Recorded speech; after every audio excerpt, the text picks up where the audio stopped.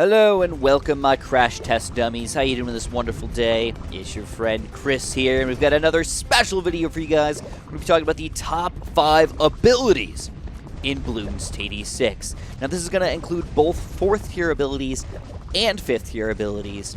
And of course, this is going to be my personal favorite list, so please keep that in mind, guys. I want you to actually tell me what your top 5 are in the comments below down there. So I wanted to go through all of the abilities really quick, just to talk about them a little bit very, very quickly.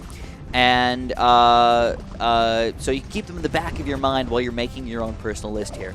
So for the Monkey Ace, we've got the Ground Zero and the Zarbomba. We've got the Support Chinook and the Special Operations, Supply Drop and Elite Sniper, First Strike capability and Preemptive Strike, which, keep in mind, Preemptive Strike not only has the regular ability, but also shoots out missiles all the time as his regular attack. We've also got Monkey Pirates and Pirate Lord, and then this is one of the interesting ones in the game here. Out of all the military monkeys, or rather all the monkeys in the entire game, the Artillery Battery is the only 4th tier tower that does not have an ability that goes with it. I thought that was extremely intriguing that Ninja Kiwi decided not to do that, but hey, kind of cool actually. We've got Super Monkey Fan Club and Plasma Monkey Fan Club, Turbocharge and Permacharge. We've got the Moab Eliminator and Moab Assassin, Maelstrom and Super Maelstrom, Snowstorm and Absolute Zero, and then moving on to Glue Man, we've got the Glue Strike and the Glue Storm over here. And then the Magic Monkeys, we got Summon Phoenix and Wizard Lord Phoenix. We've got the Tech Terror, Anti-Bloon, Bloon Sabotage, and Grand Sabotage.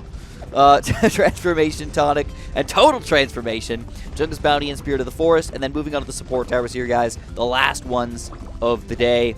The Monkey, or I'm Afloat, and then Monkeynomics, which is very expensive. Spike Storm and Carpet of Spikes, Call to Arms and Homeland Defense, and last but not least, Overclock and Ultra Boost. So while I will be picking between both 4th and 5th tier towers, I will only be picking one ability per tower. I will not be using both abilities on my list here for a single tower. I felt like that was a little bit overkill, or maybe a little bit unfair to do, so I had to pick between the 2 abilities if I decided to go through that. So without further ado, let's get down to our list.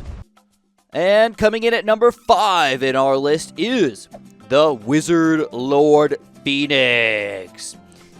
He is one of the best, most strongest abilities in the game, and it's twofold because he has a Raging Phoenix always blasting out fire, and he's got his ability to turn himself into a Wizard Lord Phoenix, which is probably one of the strongest towers in the game out of everything, which is pretty freaking ridiculous, except for maybe the Vengeful Temple itself. But the reason why it's coming at number 5 and not anything lower on this list is because he's so gosh darn expensive. He's not easy to pull off in any regular games over here, guys. Unless you're playing on hard or impossible and getting a lot of farms going, you're probably not going to have too many uses for this guy. So he ends up being super, super powerful, but maybe not the most useful of all towers in the game. So what I'm going to do is I'm going to set out a fairly beefy Bloon level here, show you guys some of his power over here, basically. All right, let's check out round 98. Let's go. Now, of course, if you guys are enjoying videos like this, make sure you press that like button for me. Don't forget to subscribe. I'm going to have a ton of awesome videos like this in November and December for you guys. And, of course, continuing on in the future here. November and December, I'm going to really try to spam out some good videos for you guys, all right? So here is the Wizard Lord Phoenix in all of his mighty glory. We're going to shoot him out. Look at these balls, though. The balls are really the most powerful thing. They just blast through Moabs. They blast through BFBs. Bloons got nothing on this guy. These are reinforced ceramic balloons. Of course, you won't be able to be unstoppable and pop every single balloon in existence over here, but the extreme amount of damage that he does is going to allow your other towers to sort of just clean up the rest of these balloons without too many issues overall. And that's not to mention that his ability lasts about 33% of this timer right here. So by the time you're ready to send it out, you can send it out on the next wave as well. If not, maybe even sending out twice in one wave, if you so desired. So again, we are going to lose some lives here, but that's not really what he's meant to do. He's meant as a grouped popping power, get rid of as many crazy things as you possibly can with one ability as just blast through these things. Now that, again, was the hardest Bloon level in the game. When you go back to something like, I don't know, like around 81 or something like that, 83, which is usually a pretty difficult level for most people, you're going to see how easy this guy can actually annihilate these Bloons here, man. Check it out. Whoop, up, up, up, up. Bam! There he goes. Check this out. There we go. We got a bunch of Moabs coming in here. They got nothing on us, man. Got nothing on us. And the Phoenix still shooting out here is not bad either. All right. Of course, long level would be nice to have some sort of cleanup towers over here. We're not unstoppable, but still very, very strong. Another very reasonable level for us to take down, which is much quicker, is around 81. This is going to show his true power. All right, again, Phoenix is always blasting. Kind of cool to see his pop count go up over here.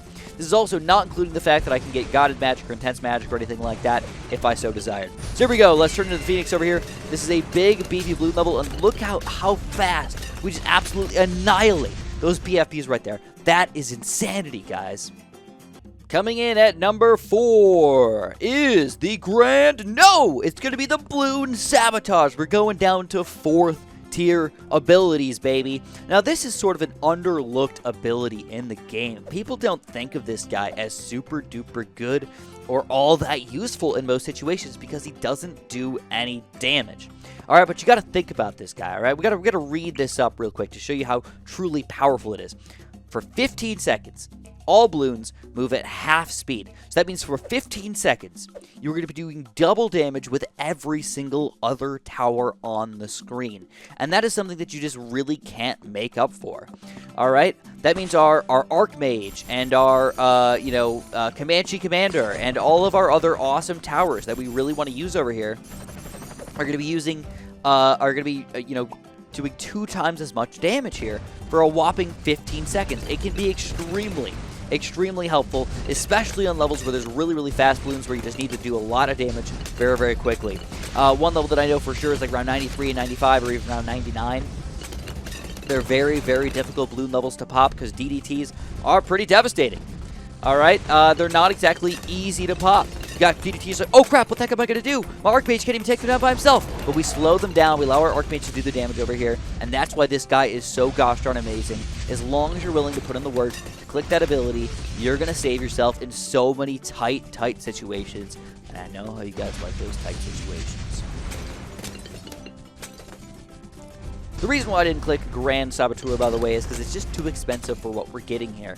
We like it, but it's kind of hard to kind of plan out exactly what's going to happen here and when the next balloons are going to come out, because they come out with less health after you use the ability, not before. If all the balloons on the screen turn into half health, well, this thing would be freaking amazing. But it doesn't. It's only the balloons that are coming out next, which is difficult to manage, difficult to kind of plan ahead on exactly when it's best to use, and it's still a pretty expensive ability over here as well. So, of course, landing at number 4 on our list, Bloon Sabotage, one of the best abilities in the game. And coming in at number 3, a surprising contender on the list. You guys don't see me use this guy all that often, and that's because I'm a noob. I really need to get used to using this guy because he's really freaking good. The Super Maelstrom, man. The cooldown on this guy is absolutely insane. Faster than I think any other cooldown in the game. On top of lasting almost the entire time that the cooldown is already getting back to its existence. For example, just check this out. The Maelstrom ability lasts forever compared to most other abilities over here. The cooldown is going to go all the way down to about halfway here before the cooldowns come back, and look how fast it's already regenerating over here, man. We can use it again multiple times each round, and the amount of damage we can do this guy is just absolutely insane. Of course, the reason why he's not landing higher on this list is mostly because he doesn't have automatic camo detection or automatic lead popping power or automatic anything, really. He just does straight up balloon popping power or even Moab or even BFB popping power better than that. One of his biggest weaknesses is obviously DDT class balloons because he doesn't have those abilities to pop those balloons. You have to get a nice monkey village or something next to him to make him more powerful. But you can even go crazier and buff this guy in different ways. Of course, you already think you can buff this guy in other ways with every other tower. You can indeed, but this guy's extra special because if you get something like a really nice Energizer, you alchemize this guy, and you get a nice little monkey village over here in range of this thing, it's going to get absolutely insane. And it's just cheap little things that you can do to make this guy that much better is the reason why I like him so gosh darn much. All right, we're going to set out a ridiculous round here. We're not planning on doing anything too crazy here. We just want to show you guys that a cheapo, all right, cheap, $12,000 tower here is going to be crazy. So we're going to overclock this guy as well. check this out. We're going to overclock, and then we're going to use this ability. All right, we're just going to spray those blades. You can see that pop count going up really freaking fast over there, man. Again, this is one of the beefiest Bloon levels in the game. You're already using our ability again. We're going to keep on going with it, man. Again, round freaking 98. You got to be freaking kidding me, man. We're really doing this good against round 98. Now, keep in mind the Energizer is also helping us out just a little bit here. The other towers are helping us out a little bit. And Super Ceramics are obviously pretty freaking powerful, too. But our Maelstroms are just absolutely ridiculous. The amount of damage that we're doing here overall is way more than the Super Maelstrom should actually do, especially being in the middle of the map, not even near the other abilities that we have to actually, or not near the balloons that we have to actually have to pop over here. And finishing off with one last Maelstrom here. How much damage are we going to do? Oh, we take them all down. Wow. That's why this guy's landing at number 3 on our list. Now keep in mind, faster shooting and even fast shooting doesn't actually make his ability shoot any faster, so it's somewhat irrelevant to this testing here. But 264,000 pops, just like that. Of course, we did spend some money on some extra bonuses over here, but even without them, he would still do pretty gosh darn good. All right, and that's why the Super Maelstrom is going to land at number 3 on our list.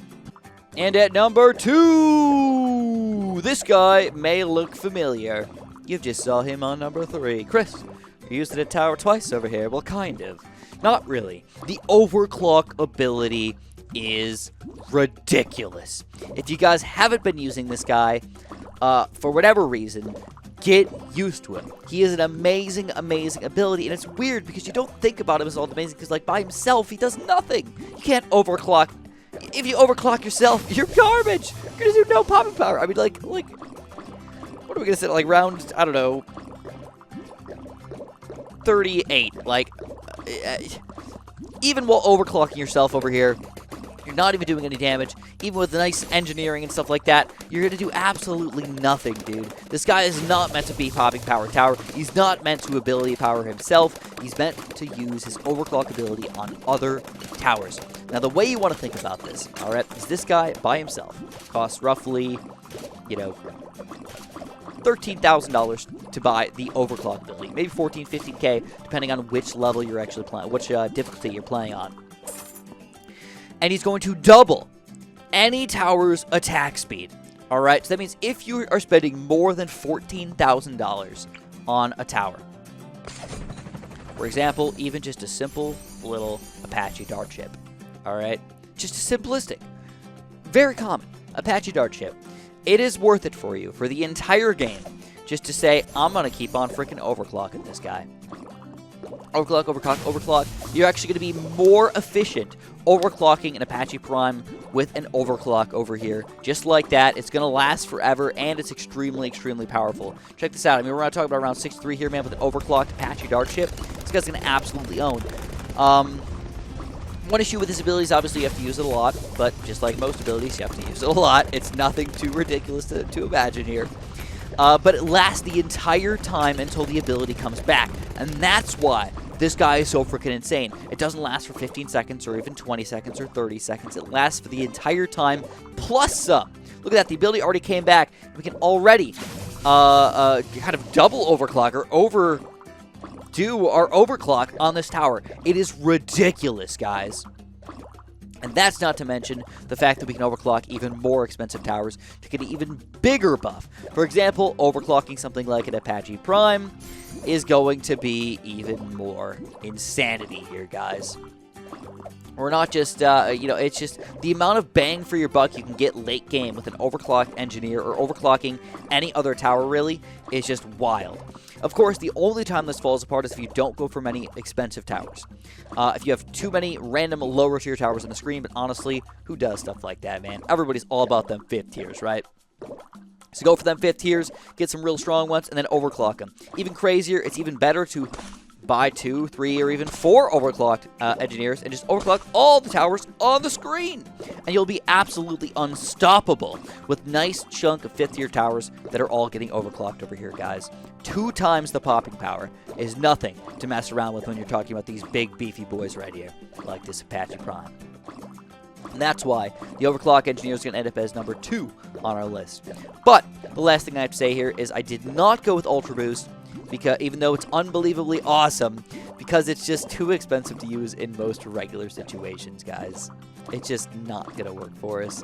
It's awesome. It's cool. It's fun. I love using it, but I can't make use of it in most regular games. And coming in at number 1 on our list is